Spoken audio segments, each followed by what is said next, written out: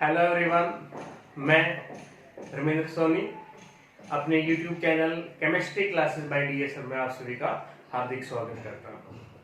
तो dear students, बात हो रही है पीरियोडिक क्लासिफिकेशन चैप्टर के अंदर एटॉमिक प्रॉपर्टीज से रिगार्डिंग कि एटम की प्रॉपर्टीज कौन कौन सी होंगी। उनके अंदर हम डिस्कस कर चुके हैं एटॉमिक रेडियस के बारे में, आयनिक रेडियस के बारे में, आयनाइजेशन एंथैल्पी के बारे में।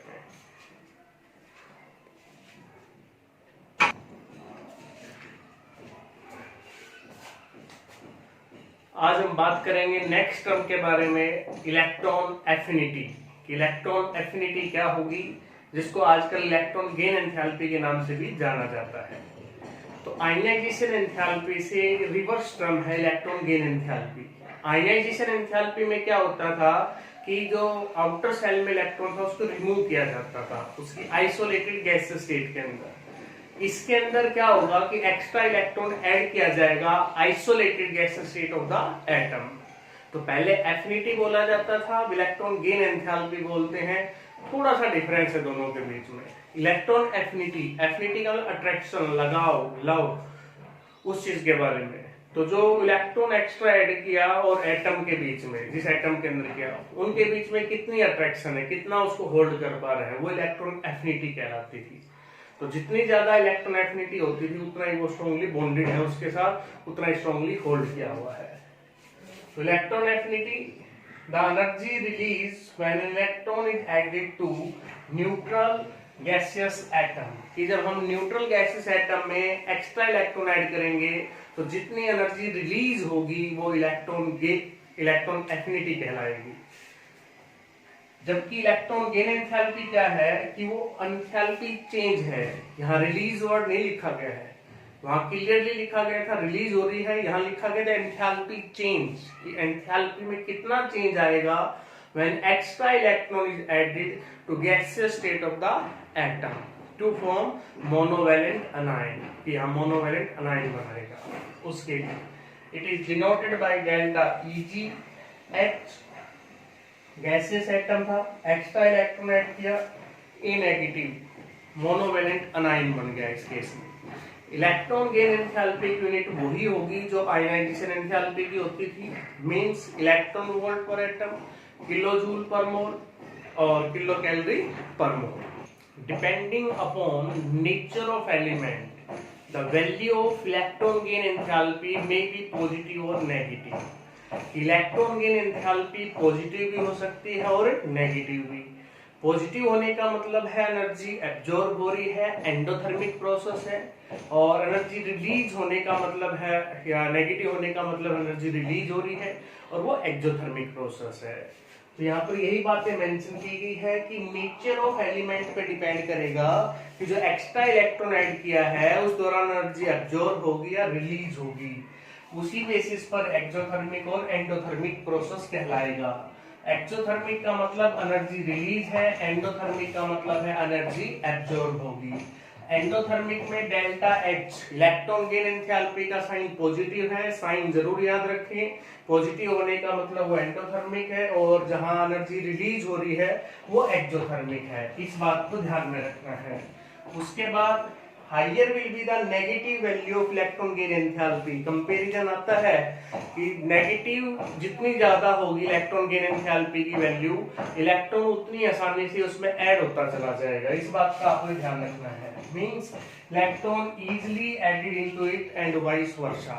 इलेक्ट्रॉन उतनी आसानी से ऐड होगा और जितनी वो कम होगी उतना ही वो डिफिकल्टी के साथ ऐड होगा। उसके बाद like second and higher ionisation enthalpy, जैसे हमने पढ़ा था कि second ionisation enthalpy second electron को निकालने के लिए, third ionisation enthalpy third electron को निकालने के लिए। क्या ऐसे ही इलेक्ट्रॉन गेन एंथैल्पी पॉसिबल है? यस। कि सेकंड इलेक्ट्रॉन ऐड करना है तो सेकंड इलेक्ट्रॉन गेन एंथैल्पी है, थर्ड को करना है तो थर्ड। बट इसमें और आयनाइजेशन एंथैल्पी में क्या डिफरेंस था कि यहाँ पर जो electron gain enthalpy first First electron gain enthalpy may be positive, may be negative, but second and still higher electron gain enthalpy is always positive. इस बात को बड़ा केयरफुली आपने ध्यान रखना है। Successive electron gain enthalpy, successive second, third, fourth, वो हमेशा पॉजिटिव होंगी। क्यों होंगी पॉजिटिव, या पॉजिटिव होने का मतलब क्या है? पॉजिटिव होने का मतलब है बच्चों की भी एनर्जी उसमें एब्जॉर्ब होगी। एनर्जी क्यों एब्जॉर्ब होगी? क्योंकि एक इलेक्ट्रॉन ऐड करने के बाद, एक इलेक्ट्रॉन ऐड करने के बाद, जैसे मैंने ये ले लिया O+1 नेगेटिव, O नेगेटिव बन गया। अब यहाँ नेगेटिव चार्ज आ गया, इसमें अगर मैं दूसरा इलेक्ट्रॉन जोड़ता हूं तो नेगेटिव और नेगेटिव एक दूसरे को क्या करेंगे, रिपेल करेंगे, इसलिए एक्स्ट्रा एनर्जी लगानी पड़ती है, इसलिए वो एंडोथर्मिक होती है, पॉजिटिव होती है। क्लियर है? हम बात करते हैं factor affecting on the electron gain enthalpy. क्यों, कौन कौन से फैक्टर हैं जो इलेक्ट्रॉन गेन एंथैल्पी को इफेक्ट करते हैं? तो पहला फैक्टर है साइज ऑफ एटम, कि एटम के साइज पर। लाइक आयनाइजेशन एंथैल्पी, क्योंकि आप पढ़ चुके हो, उसके साथ कंपैरिजन ध्यान रखना है। जिस तरीके से आयनाइजेशन एंथैल्पी इनवर्सली प्रोपोर्शनल होती थी साइज ऑफ एटम के, सिमिलरली इलेक्ट्रॉन गेन एंथैल्पी भी इनवर्सली प्रोपोर्शनल होती है साइज ऑफ एटम के। Smaller will be the size of atom, stronger will be the attractions between the extra electron and at the nucleus of the atom. यही बात यहाँ mention की गई है। Smaller is the size of the atom, stronger will be attraction and vice वर्सा, इससे opposite. Second factor की बात करूं तो न्यूक्लियर चार्ज है। न्यूक्लियर चार्ज की बजाय मैं यहाँ टर्म यूज करना चाह रहा हूँ affective nuclear charge. Affective nuclear charge जितना ज्यादा होगा उतनी ही अट्रैक्शन ज्यादा होगी आउटर इलेक्ट्रॉन्स के लिए, और उतने ही ज्यादा इलेक्ट्रॉन गेन एंथैल्पी, उतने ही एनर्जी रिलीज होगी। जितनी स्ट्रॉन्ग अट्रैक्शन है उतनी एनर्जी रिलीज होनी है। तो अफेक्टिव न्यूक्लियर चार्ज के डायरेक्टली प्रोपोर्शनल है। नेक्स्ट पॉइंट लिखा स्क्रीनिंग कांस्टेंट सिग्मा, जो स्लेटर रूल से पढ़ा हुआ है। सिग्मा स्क्रीनिंग कांस्टेंट जितना ज्यादा होगा अफेक्टिव न्यूक्लियर चार्ज उतना ही कम हो जाता है। या मैं यूं कहूं कि इलेक्ट्रॉन गेन एंथैल्पी की जो इलेक्ट्रॉन गेन एंथैल्पी है वो इनवर्सली प्रोपोर्शनल होगी यहां से सिग्मा के, value of sigma. What is sigma? Screening constant. जितनी ज्यादा स्क्रीनिंग होगी उतनी ही कम इलेक्ट्रॉन गेन एंथैल्पी हो जाएगी आपके पास, उतनी ही आसानी से इलेक्ट्रॉन नहीं जुड़ेगा उनके बीच में। Next factor number 4, electronic configuration. अगर इलेक्ट्रॉनिक कॉन्फ़िगरेशन हाफ और फुलफिल्ड होगा तो वहां पर इलेक्ट्रॉन गेन एंथैल्पी या तो बहुत ही कम होगी, मे बी पॉजिटिव उस केस के अंदर, मोस्टली केसेस के अंदर, और या जो इलेक्ट्रॉन एफिनिटी है वो जीरो, वहां पर हम बोल सकते हैं इलेक्ट्रॉन एफिनिटी जीरो होने का मतलब है कि जो अट्रैक्शन है उनके बीच में वो जीरो रहेगी। तो हाफ और फुलफिल्ड इलेक्ट्रॉनिक कॉन्फ़िगरेशन में ऐसा होगा कि वहां जो इलेक्ट्रॉन गेन एंथैल्पी है वो आमतौर पर पॉजिटिव मिलेगी। यही बात यहाँ लिखी गई है कि स्टेबल हाफ फिल्ड और full filled electronic configuration has little tendency to accept the extra electron. उनके अंदर टेंडेंसी नहीं है इलेक्ट्रॉन को एक्सेप्ट करने की, एक्स्ट्रा इलेक्ट्रॉन को, क्योंकि वो स्टेबल है, अपनी स्टेबिलिटी को ब्रेक नहीं करना चाहते हैं, इसलिए एक्सेप्ट नहीं करते। उस केस में they have less electron gain enthalpy, या मैं कहूं कि they have generally positive electron gain enthalpy. Less का मतलब यही है कि पॉजिटिव इलेक्ट्रॉन गेन एंथैल्पी है, या जीरो इलेक्ट्रॉन एफिनिटी, कि उनकी इलेक्ट्रॉन एफिनिटी जीरो होगी। ये तो बात थी फैक्टर अफेक्टिंग से रिगार्डिंग। अब बात है वेरिएशन से रिगार्डिंग कि किस तरीके से इलेक्ट्रॉन गेन एंथैल्पी वेरी करेगी ग्रुप और पीरियड के अंदर। Variation in group, in A group it become less negative, कि ग्रुप के अंदर जो इलेक्ट्रॉन गेन एंथैल्पी है वो लेस नेगेटिव होती चली जाती है। मींस कि जो इलेक्ट्रॉन को एक्सेप्ट करने की टेंडेंसी है एक्स्ट्रा इलेक्ट्रॉन को, वो डिक्रीज होती है डाउन द ग्रुप। साइज बढ़ता है, अफेक्टिव न्यूक्लियर चार्ज कम हो जाता है। इसलिए तो इसके अंदर भी क्या होगा बच्चों कि एक्सेप्शनल केस है, ये तो जनरल बात बताइए कि डाउन द ग्रुप डिक्रीज होगी, लेफ्ट से राइट इंक्रीज होगी, ये ध्यान रखना था। एक्सेप्शनल है ग्रुप 16 और 17 की बात करूं। ग्रुप 16 ऑक्सीजन फैमिली है, ग्रुप 17 हैलोजन फैमिली है। टॉप से बॉटम ऑक्सीजन फैमिली में फर्स्ट मेंबर ऑक्सीजन है, उसके बाद सल्फर है। हैलोजन फैमिली में फर्स्ट मेंबर फ्लोरीन है, उसके बाद क्लोरीन है। तो होनी तो फ्लोरीन की ज्यादा चाहिए उसमें, और उसमें ऑक्सीजन की ज्यादा होनी चाहिए, लेकिन दोनों की कम होती है अपने रिस्पेक्टिव एलिमेंट से। यही बात लिखी गई है कि fluorine oxygen less negative electron gain enthalpy, यहाँ इलेक्ट्रॉन गेन एंथैल्पी और मेंशन कर देंगे, electron gain enthalpy, then next element chlorine and sulphur respectively. क्यों होती है उसका रीजन अभी पढ़ेंगे। डाटा आपने नोट करना है कि फ्लोरीन कितनी है, क्लोरीन कितनी है, ऑक्सीजन कितनी है और सल्फर की कितनी है, क्यों है, इस वजह से है, अभी पढ़ेंगे। जो फ्लोरीन या ऑक्सीजन की इलेक्ट्रॉन गेन एंथैल्पी अपने रेस्पेक्टिव ग्रुप में नेक्स्ट एलिमेंट से क्यों लेस नेगेटिव होती है, क्या रीजन है, इस पर हमने क्वेश्चन की फॉर्म में यहाँ लिखा है कि fluorine has less negative. Fluorine पे पूछ लें या ऑक्सीजन पे पूछ लें, एक ही बात है। Fluorine has less negative electron gain enthalpy than chlorine. Oxygen आएगा तो वहां पर सल्फर आ जाएगा।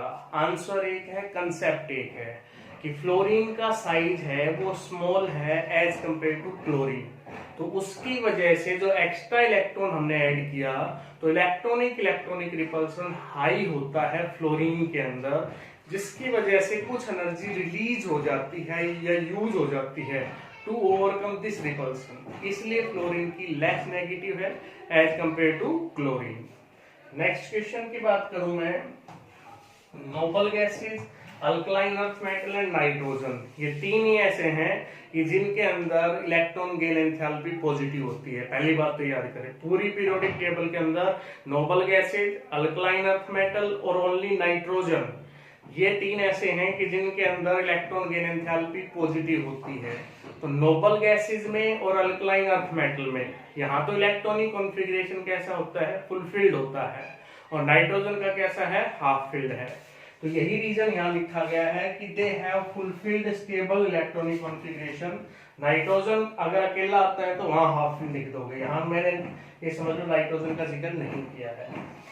They have fulfilled stable electronic configuration. So addition of extra electron अगर हम ऐड करते हैं required extra energy to break the stability.